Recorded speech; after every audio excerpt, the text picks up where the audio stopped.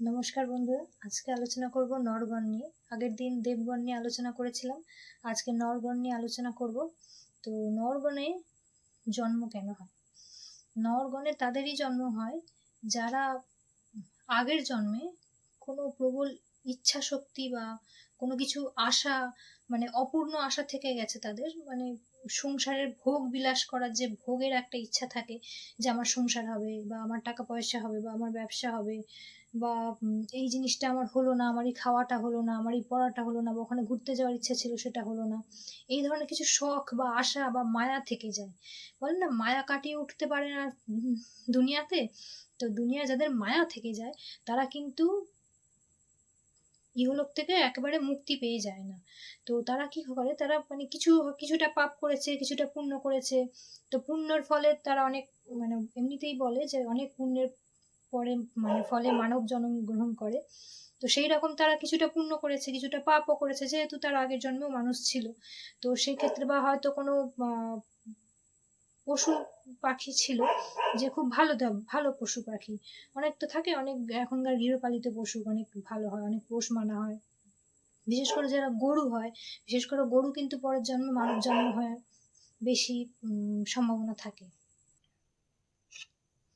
এদের কেরিয়ারটা কিরকম বলুন তো? এরা কেরিয়ার মানে যে কোনো রকমের চাকরি, সরকারি চাকরি, বা এই আইটি কোম্পানি ধরুন, এই আইটি যে কর্পোরেট ওয়ার্ল্ড, এই ধরনের যেসব চাকরিগুলো হয়, বা সরকারি চাকরি, বিভিন্ন ধরনের সরকারি চাকরি কিন্তু এদের করলে খুব ভালো হয়, এবং এখানে এই সব ফিল্ডে এদের উন্নতি কিন্তু ভালো হয়।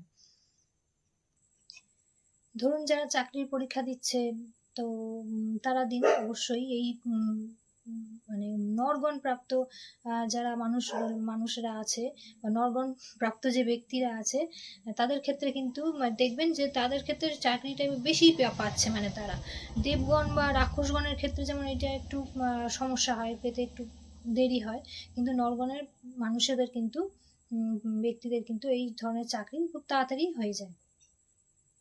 এরা দেখবেন ঘুরতে যেতে ভালোবাসে। কিরকম ঘুরতে যাওয়া?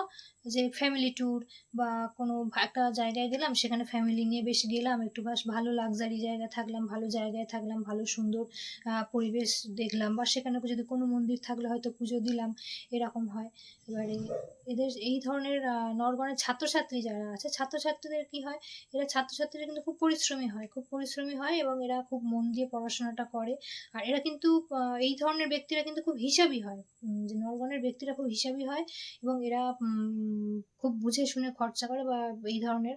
আর যে সমস্ত সংসারে দেখবেন খুব, মানে অশান্তি হচ্ছে ফাইন্যান্স ঘটিত ব্যাপারে, তাহলে যাদের নরগণ আছে ফ্যামিলিতে, অনেকের অনেক গণ থাকে, তো তো যাদের নরগণ আছে, তারা যেন ফাইন্যান্সের দায়িত্বটা বা ইকোনমিক্যাল, মানে যে হিসাবের ব্যাপারটা যেন তারা নিজের হাতে রাখে, যে হিসাব করে কিছু ব্যয় করলো, বা হিসাব করে কিছু কেনাকাটি করলো বা জমালো। এরা কিন্তু হিসাবটা খুব ভালো করতে পারে। কারণ সংসারের, মানে আসলে একটা মানে স্পষ্ট কথা হলো, সংসারের হিসাব নিকাশটা এরা খুব ভালো পারে। আর এদের রোগ, মানে অসুখ বিসুখ বলতে গেলে, এদের পিঠে ব্যথা, কোমরে ব্যথা, ঘাড়ে ব্যথা, হাঁটুতে ব্যথা, এই ব্যথাজনিত টাইপের এদের কিন্তু খুব রোগ এদের।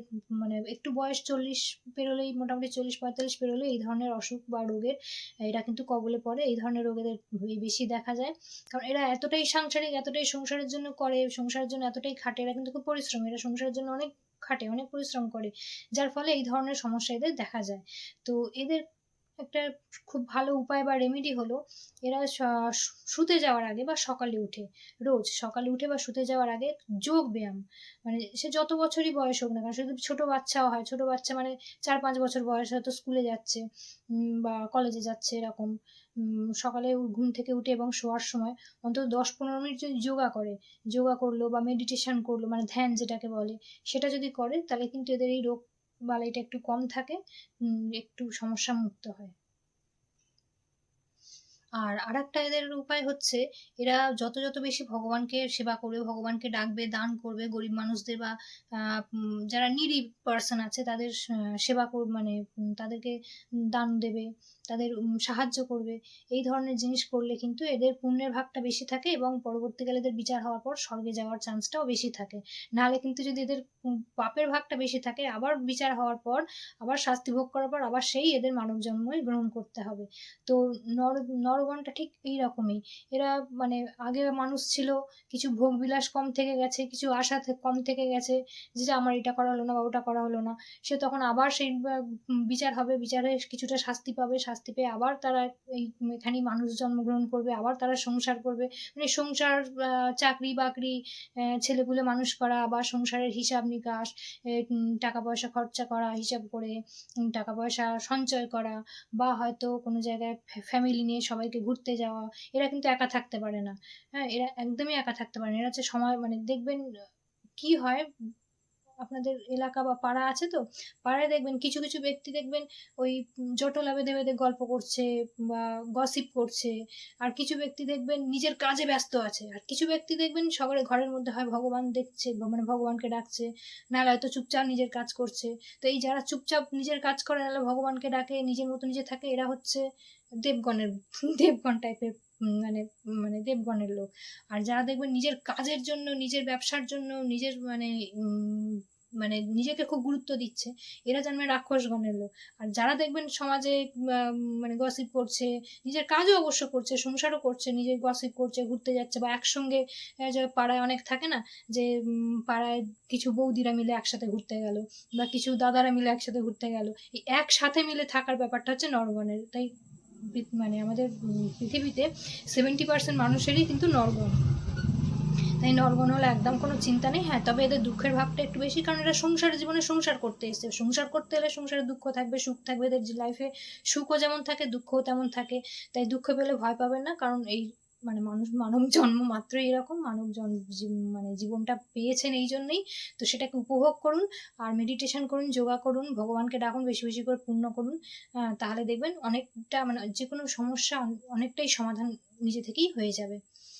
তো আজকে এই পর্যন্তই। আপনাদের কেমন লাগলো সেটা কমেন্ট করে জানান, কতটা আপনাদের লাইফের সাথে রিলেট করতে পারলেন সেটা অবশ্যই জানান। আর দেখুন, অ্যাকচুয়ালি ব্যাপারটা হচ্ছে গণ দিয়েই তো সব কিছু বিচার করা যায় না। এবারে কিছু কিছু ক্ষেত্রে বেসিক তো এটাই হবে, বাট কিছু কিছু ক্ষেত্রে আলাদা হবে, কারণ তার রাশি আছে, লগ্ন আছে, ছক আছে, বিভিন্ন সময় বিভিন্ন রকমের ব্যাপার আছে, তো সেগুলো সব মিলিয়ে তো হয়। তো আপনারা যদি পার্সোনাল কোনো রিডিং করাতে চান, তো আমার সাথে যোগাযোগ করতে পারেন, পার্সোনাল ডিএম করতে পারেন। আর এছাড়া আপনাদের সাথে কতটা রিলেট করলো সেটা অবশ্যই কমেন্টে আমাকে লিখে জানান। আজকের মতো এই পর্যন্ত, ধন্যবাদ।